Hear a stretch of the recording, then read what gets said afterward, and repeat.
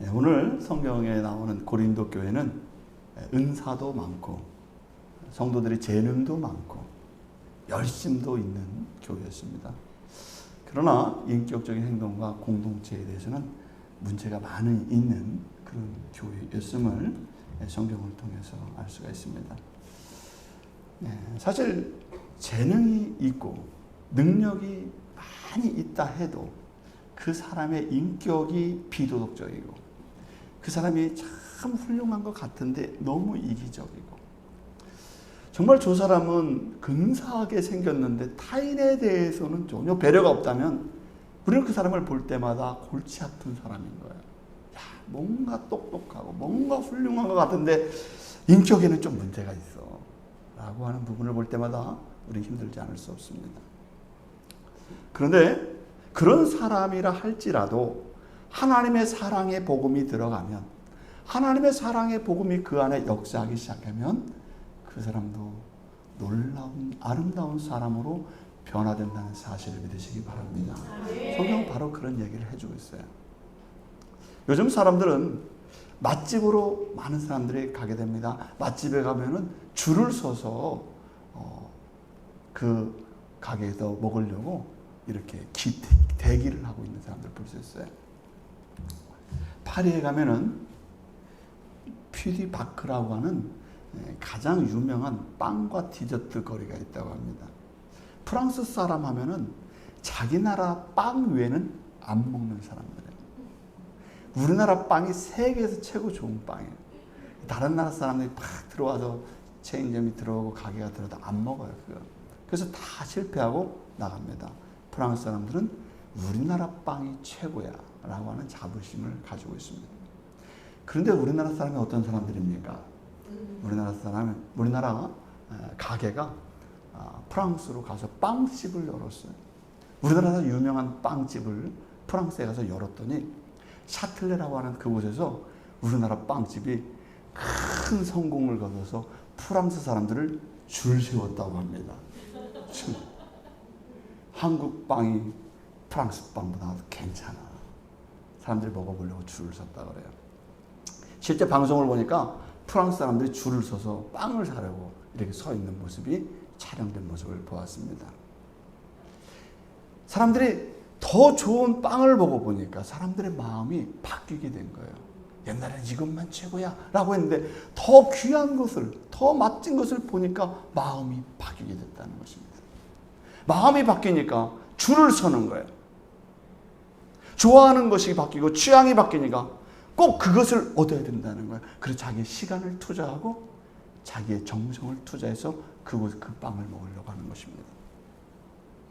여러분, 많은 사람들이 아직 성경에 나오는 복음의 빵 맛을 몰라서 그래요. 복음의 빵 맛을 몰라요.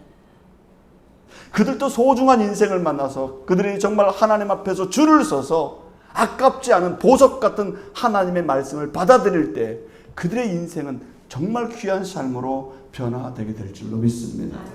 오늘 본문을 통해서 우리는 몇 가지를 발견할 수가 있습니다. 첫 번째는 복음의 위대성을 발견할 수 있다는 거예요. 우리가 흔히 말합니다. 사람은 바꿀 수 없어. 저 사람은 못 고쳤어. 못 고쳐, 사람.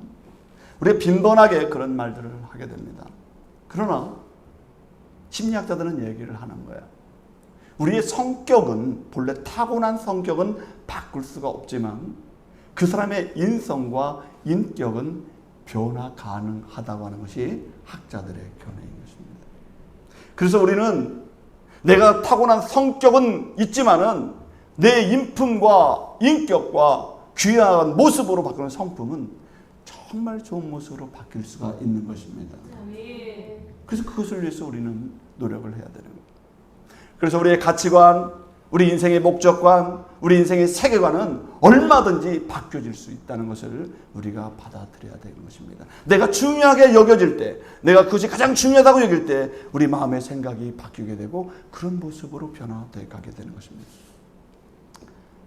오늘 본문에 보면 바울 자신이 나도 바뀐 사람이다 이렇게 얘기해요. 뭐라고요? 한번 따라하겠습니다. 나도 바뀐 사람이다. 나도 바뀐 사람이다. 네, 나도 바뀐 사람이다. 바울은 고백하는 거예요. 나 바뀐 사람이야. 나 옛날 그런 사람 아니었어. 그런데 나 같은 사람도 바꾸게 한 계기가 있다는 것입니다. 나는 평생 동안 안 바뀔 줄 알았다는 거예요. 내가 바뀌었다는 거예요. 그러면서 하는 말씀이 뭡니까? 1절에 보면 복음을 받아들이라 라고 말씀하고 있어요. 사람이 바뀌려면 뭘 받아들이라고요? 복음을 받아들이라. 1절에 보면 그 말을 굳게 지키고 라고 되죠. 그 말을 굳게 지키고 그 말씀을 지켜라. 마음속에 간직하고 받아들이라 그런 것입니다. 복음의 말씀을 지킨다는 것은 그 말씀을 내 것으로 받아들이는 것입니다. 복음이라는 빵이 있다면 그 빵을 보기만 한다고 해서 배부른 게 아니에요. 그 빵이라고, 이 빵이라는 이 복음의 빵을 내가 받아들이고 그것을 먹었을 때 그것이 나를 살리는 능력이 되게 되는 것입니다. 아멘. 먹지 않고 그냥 구경만 하고 있다면 그것은 미완성의 빵이 되는 거예요. 내 것이 아닌 거예요. 빵을 먹지 않으면 빵 맛을 모르는 거예요. 빵 맛을 모르면 줄을 안 서는 거예요. 어떤 남자가 여자에게 청혼을 하면서 반지를 내밀었습니다. 남자는 기대를 거뒀겠죠. 이 여자는 내 청혼을 받아줄 거야. 그런데 반지를 탁 무릎을 꿇고 청혼하려고 반지를 탁 내밀었는데 기대를 걸고 반지를 탁 내밀고 여자가 갑자기요. 그렇게 친하게 지냈던 이 여자가 갑자기 화들짝 놀라면서 이건 안 된다는 거예요. 결혼은 아니라는 거예요. 나 당신 괜찮게 생각하지만 결혼은 아니라는 거예요. 반지를 주려고 무릎을 꿇고 탁 내밀었던 이 남자의 청혼을 거절해버렸어요. 청혼을 거절하니까 어떻게 돼요? 결혼이 완성될 수 있어요? 없어요? 결혼이 될 수가 없는 거예요. 좋아하는 것과 받아들이는 건 다른 거예요. 좋아는 할 수 있어요. 복음 되게 좋아. 교회 되게 좋아. 사람들도 좋지. 그러나 예수님 좋아. 그러나 그 주님을 내 안에 받아들이는 건 다른 거예요. 여인이 그 남편의 청혼을 받아들였을 때 결혼이 완성되는 것입니다. 그래서 결혼 생활이 시작되는 것입니다. 여러분들 하나님의 복음이 아무리 좋다 한들 사람들이 괜찮다 한들 그 하나님의 복음을 완전히 내가 받아들였을 때 우리는 하나님과 연결된 진정한 믿음의 삶이 시작된다는 것을 기억해야 될 줄 믿습니다. 하나님은 우리에게 청혼하고 있어요. 마치 남편처럼 여러분들에게 청혼하고 있는 것입니다. 호세아서 2장 19절에서 20절에 이렇게 말씀하셨어요. 내가 내게 장가들어 영원히 살되 의와 공변됨과 은총과 긍휼의 힘으로 장가들며 신실함으로 장가들리니 내가 여호와를 알리라 이렇게 말씀했어요. 호세아에서 보면 하나님은 그 백성들을 향해서 뭐하고 있어요? 청혼하고 있는 거예요. 내가 너에게 장가들기를 원한다. 내가 너와 영원히 결혼과 같은 그 영원한 온전한 삶을 가족을 이루어 살기를 원한다. 네가 받아들인다면은 네가 여호와가 누구인지를 알게 될 것이다. 아멘. 내가 얼마나 너를 사랑하고 있는지, 내가 너를 얼마나 존귀하게 여기는지 네가 하나님을 복음을 받아들이면 알게 될 것이다. 아멘. 사랑하는 성도 여러분, 하나님은 지금도 우리에게 복음을 받아들이라고 요청하고 청혼하는 것처럼 우리를 사랑의 속삭임으로 말씀을 통해서 우리에게 요청하고 있는 줄로 믿습니다. 아멘. 그 하나님의 청혼을 받아들이시겠습니까? 아멘. 받아들인다면 우리는 한 가족이 될 수 있어요. 누구와? 하나님과 한 가족이 되는 것입니다. 아멘. 저는 우리 성도님들이 하나님과 한 가족 된 그 귀한 믿음의 삶이 복음 안에서 이루어지길 주의 이름으로 바랍니다. 아멘. 더 나아가서 본문에서는 복음 위에 서라고 말씀하고 있습니다. 받아들였으면 그 복음 위에 서라 그랬어요. 2절에 있는 말씀에 보면 헛되이 믿지 아니하면 이라고 되어 있어요. 헛되이 믿는 경우들이 있다는 거예요. 고린도 교회 보니까 헛되이 믿는 것은 무엇입니까? 헛되다. 우리가 농촌에서 보면은 저도 어렸을 때 농사를 지을 때 아버지가 가서 새를 쫓으라 그래요. 그죠? 옛날에 새를 많이 쫓았어요. 꽹가리를 두드리고 막 새를 쫓았습니다. 그런데 그 새를 쫓으러 갈 때 부러웠던 집이 있어요. 논에다 허수아비 세우는 집. 허수아비를 다 세워놨어요. 사람이 아니죠. 사람의 모양을. 허수아비예요. 사람은 아닌데 허수아비. 가식적인 믿음이 바로 허수아비 같은 믿음이에요. 헛된 신앙생활, 헛된 헛개비 같은 그런 것을 추구하는 것입니다. 그럼 어떤 것들이 헛된 신앙일까요? 이 고린도 교회는 만연한 것이 신비주의적인 신앙에 매료돼가지고 신비적인 것에 빠져있는 사람들이 있었습니다. 고린도 교회만 방언하는 것이 막 최고로 좋은 것처럼, 정말 이상적인 것처럼, 최고 신비적인 것처럼 그렇게 사람들이 생각하는 사람들이 있었어요. 다 그렇다는 게 아니라 그런 사람들이 있었어요. 신비적인 증상을 신봉하고 교회 가면 막 신비적인 것만을 추구하는 그런 사람들이 있었습니다. 그것을 마치 우월적인 신앙관으로 여기는 사람들이 있었어요. 오늘 복음 위에 서라고 하는 말씀은 그 모든 신비적인 것 위에, 말씀 위에 서라는 거예요. 하나님의 말씀 위에 서라.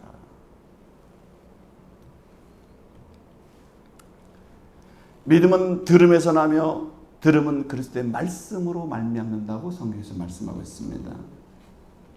결혼을 하긴 했는데 엉뚱한 짓만 하고, 결혼을 하긴 했는데 남편과 아내가 서로 소통이 되지 않고 계속적으로 다른 방향으로 서로 이상한 짓만 하고 다닌다면 온전한 소통이 이루어질 수 있지 않습니다. 그래서 복음이라고 하는 것은 하나님의 말씀 안에서 하나님의 말씀과 소통하는 삶을 받아들이는 믿음의 삶이 우리에게 있어야 될 줄로 믿습니다. 복음의 말씀 안에서 그 사실을 인지하고 헛된 것은 버리고 하나님의 복음 위에서 온전한 모습으로 사시는 그런 저와 여러분이 되기를 주의 이름으로 바랍니다.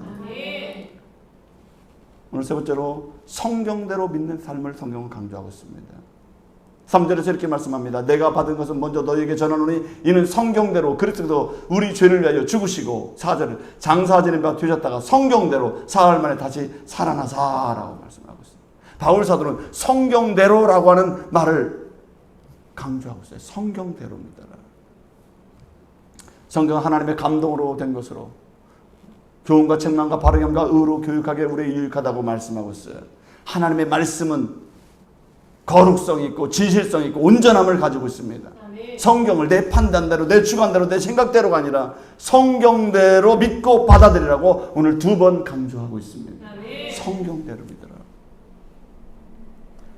그 내용 가운데 가장 키포인트가 무엇입니까? 성경대로 믿으라는 가장 큰 키포인트가 무엇일까요?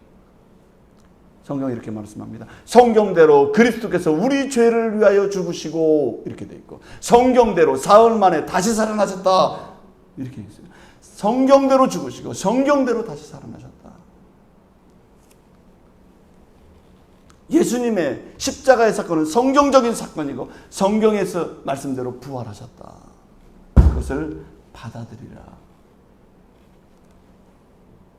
그것이 바로 구원을 받는 길이다. 이렇게 말씀하고 있습니다. 2절에 있는 말씀이 이렇게 되어 있습니다. 너희가 만일 내가 전한 그 말을 굳게 지키고 헛되이 믿지 않으면 그로 말미암아 구원을 받으리라. 이렇게 말씀했어요. 그것을 굳게 지키고 헛되이 믿지 말고 그 말한 그것을 받아들일 때 구원을 받으리라. 이렇게 했습니다. 내가 전한 그 말이 뭡니까? 바울 사도가 지금 내가 전한 그 말이 뭡니까? 바로 너희의 죄를 위해서 죽으신 예수님의 십자가 사건, 그리고 죄사함을 위해서 부활하신 그 사건을 믿으면 구원을 받으리라고 말씀하고 있습니다. 마태복음 26장 28절에서는 이렇게 말씀했습니다. 이것은 죄사함을 얻게 하려고 많은 사람을 위하여 흘리는 바 나의 피 곧 언약의 피니라. 죄사함의 피다. 십자가의 사건은 죄사함의 피다. 이렇게 성경에서 말씀하고 있습니다. 누가복음 24장 47절에서는 이렇게 말씀했습니다. 또 그의 이름으로 죄사함을 받게 하는 회개가 예루살렘에서 시작하여 모든 족속에게 전파될 것이 기록되었으니 그랬어요. 죄사함을 받게 하는 회개가 일어나게 될 것이다. 하나님은 우리가 죄 사함을 받고 새 생명을 얻는 부활의 삶을 살기를 원하신다고 하는 것을 우리가 꼭 기억해야 될 줄 믿습니다. 성경은 인간이 죄와 억압의 굴레 속에서, 사탄의 권례 속에서, 영적으로 잘못된 사고 속에 묶여서 도무지 하나님의 형상을 잃어버리고 인간의 창조한 창조의 목적을 벗어나서 일그러진 삶으로 사는 것이 아니라 하나님의 뜻에서 벗어난 것에서 죄사함을 받고 하나님의 구원의 삶을 살으라고, 그 삶을 받아들이라고 오늘 성경은 요청하고 있는 줄로 믿습니다. 그래서 하나님 우리에게 귀한 복음의 자유와 기쁨과 소망의 삶을 주기를 원하시는 것입니다. 누가복음 4장 18절에서 이렇게 말씀했습니다. 주의 성령이 내게 임하셨으니 가난한 자에게 복음을 전하게 하시려고 내게 기름을 부으시고 나를 보내사 포로된 자에게 자유를, 눈먼 자에게 다시 보게 함을 전파하며 눌린 자를 자유롭게 하고 라고 되어 있어요. 주님이 우리에게 주시고자 하는 것은 죄사함이라고 하는 복음을 통해서 구원을 얻게 해 주시는 줄로 믿습니다. 그 십자가의 죄사함과 예수님의 부활이 바로 나의 부활을 위한 것이라는 것을 받아들이시고 여러분의 삶 속에 구원의 삶, 생명의 삶이 시작되기를 주 이름으로 바랍니다. 그리고 복음을 받아들인 사람은 어떤 사람이 될 수 있을까요? 복음을 받아들였어요. 죄사함을 받았어요. 구원을 받았어요. 어떤 사람이 됩니까? 두 번째는 위대한 작은 자가 되는 것입니다. 위대한 작은 자. 위대한데 작은 자예요. 8절에 있는 말씀은 이렇게 됐습니다. 맨 나중에 만삭되지 못하여 난 자 같은 내게도 보이셨느니라. 분명 바울 사도는 주님의 뜻을 받아들이고 복음을 받아들이고 변화된 사람이에요. 그는 성경을 볼 때 위대한 사도입니다. 사도 중에 위대한 사도예요. 하나님이 그의 심령을 이끄셔도 위대한 믿음의 사람으로 만들어 주셨어요. 볼품없는 인간을 존귀하고 가치 있는 존재로 인정받고 새로운 인생을 살게 되었어요. 주님을 믿음으로 귀한 능력의 삶을 그가 살게 되었습니다. 그런 그가 항상 자기에 대해서 나는 하나님이 만드신 작은 자다 이렇게 생각을 하고 있어요. 겸손한 마음이죠. 그런데 바울 사도는 자기가 그것을 했다는 게 아니에요. 나를 만들고 나를 그렇게 부서뜨리고 나를 그렇게 완전히 개조하고 나를 완전히 변화시킨 사람은 내가 아니라 하나님의 말씀이 나에게 충돌이 일어났다는 거예요. 하나님의 말씀. 하나님의 그 거대한 운석이 나에게 충돌해 왔다는 것입니다. 여러분, 바울 사도는 내 존재의 전환이 일어났다는 거예요. 볼품없는 내가 완전히 하나님의 사람으로 전환됐다는 거예요. 바울 사도는 그 기억을 똑똑하게 하고 있습니다. 그 거대한 충돌과 충격의 사건이 바울 사도는 영원히 잊을 수가 없었던 거예요. 우주에서 행성과 행성끼리 충돌하는 경우가 있습니다. 지구에도 운석이 때로는 떨어질 때가 있어요. 여러분 달 표면을 보면 막 충돌해서 표면이 파인 흔적들이 있습니다. 충돌의 흔적들이 있어요. 달 표면에 보면. 바울 사도는 바로 자신에 대해서 어떻게 얘기합니까? 예수님의 그 십자가의 사건과 그 부활의 사건, 예수님을 만난 사건은 마치 운석이 내 안에 들어와서 나를 충돌하듯이 내 안에서 새로운 변화가 일어나는 충돌적인 사건이었다. 이렇게 얘기를 하는 것입니다. 내 마음에 없어지 않는 가장 보배로운 흔적을 주님이 주셨다는 것입니다.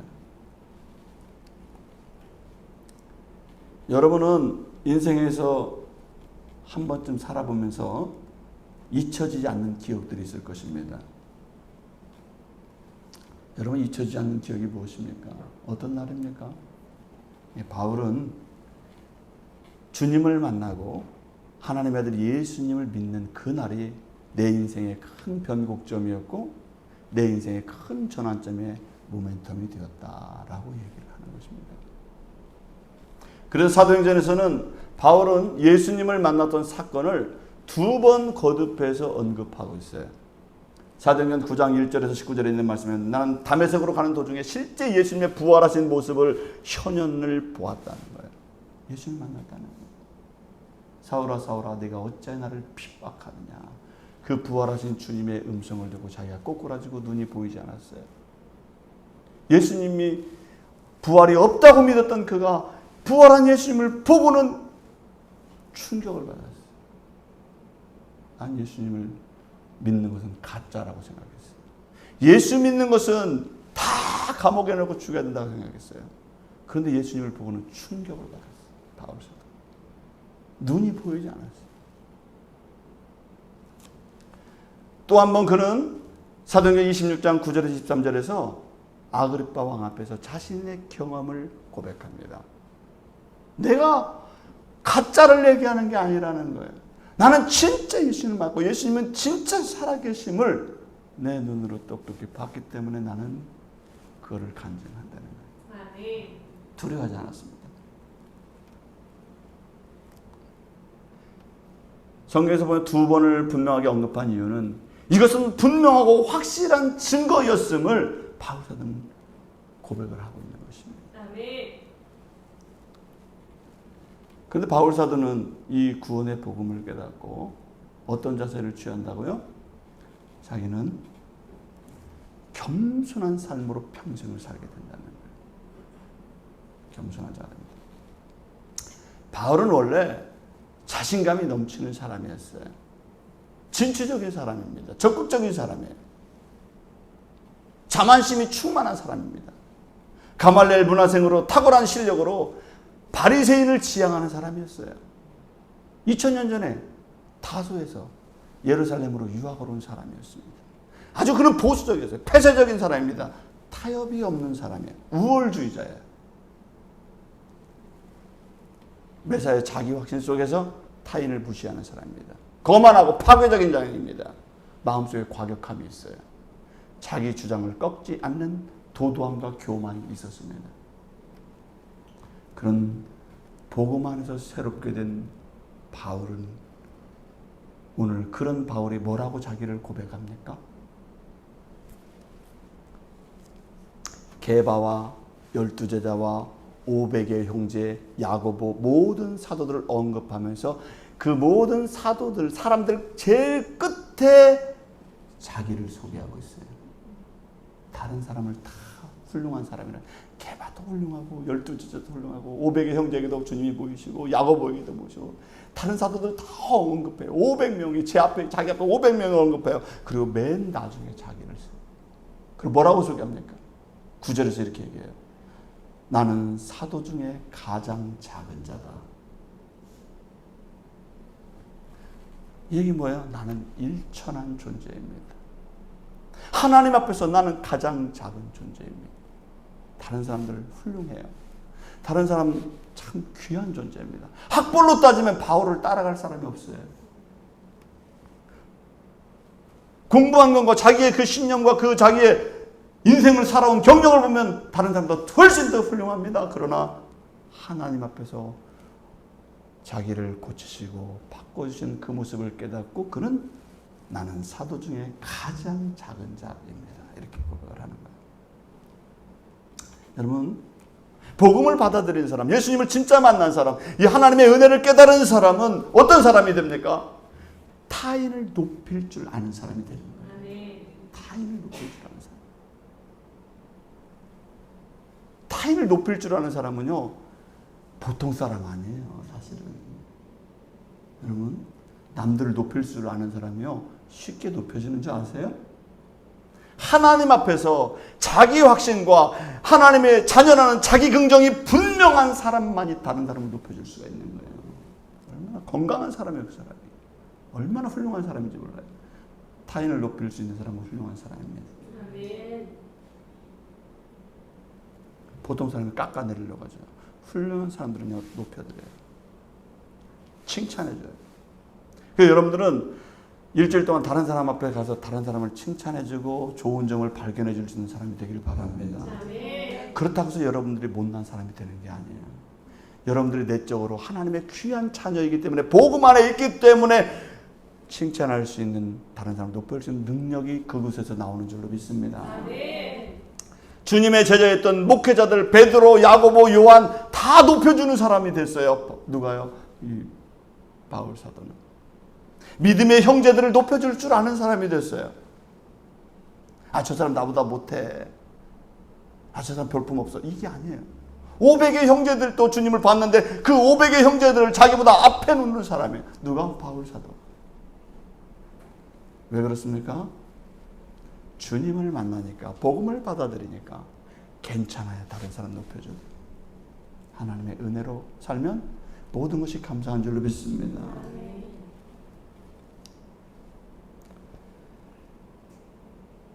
여러분, 인생을 살면서, 우리 신앙생활하면서 겸손하게 자기를 낮추고 나를 작은 자로 여기는 것은 내가 하나님 앞에서 작은 자가 아니라 하나님 앞에서 내가 겸손한 작은 자로 고백할 때 하나님은 겸손한 자를 귀한 자로 높여주신다는 사실을 믿으시기 바랍니다. 하나님은 교만한 자를 꺾으시고 겸손한 자를 존귀하게 해주시는 것입니다. 여러분이 이 바울 사도처럼 자기 자신을 좀 겸손하게 내려놓고 복음 안에 살다 보면 여러분들도 귀한 인격의 삶을 살게 될 줄로 믿습니다.